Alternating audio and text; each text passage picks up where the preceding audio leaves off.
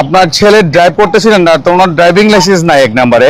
আপনি আপনার ছেলেকে একটু শাসন করেন, কারণ ওটা ভবিষ্যতে ওনার জন্য ভালো হবে। আমরা পরে অন্য একটা গাড়ি দিয়ে ধাওয়া করে ওনাকে আরেকটা পরবর্তী চেকপোস্টে ওনাকে আটকাইছি। কল দেন বাবা, এটা কল দেন। হ্যালো, আসসালামু আলাইকুম বাবা। আপনার বাবা কি করেন? আমার বাবা ঢাকা টেলিযোগাযোগ মন্ত্রণালয় টেলিটকে ডিজিএম। হ্যাঁ, আসসালামু আলাইকুম স্যার, ভালো আছেন? জি স্যার, একটা সমস্যা হয়েছে। আপনার ছেলে ড্রাইভ করতেছিলেন না, তো ওনার ড্রাইভিং লাইসেন্স নাই এক নম্বরে। আমরা যখন আজকে চেকপোস্ট করতেছিলাম, এই চেকপোস্টে উনি সিগন্যাল ভায়োলেশন করছে এবং আমাদের একজন সার্জেন্টকে আহত করছে।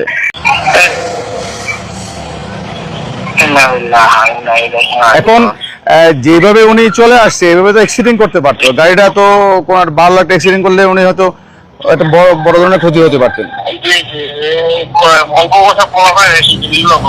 না, এগুলো তো আপনাদের তো সব দেখা উচিত, তাই না?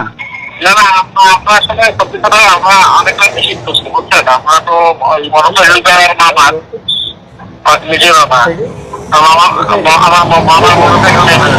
এবং গাড়ির কাগজটাও ডেট ফেলে হয়েছে আরো 2 বছর আগে।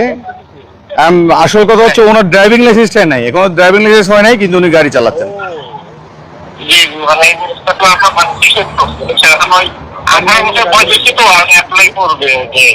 না, অ্যাপ্লাই করুক, আপনি একটু বলে দিন। আপনি আপনার ছেলেকে একটু শাসন করেন, কারণ ওটা ভবিষ্যতে ওনার জন্য ভালো হবে।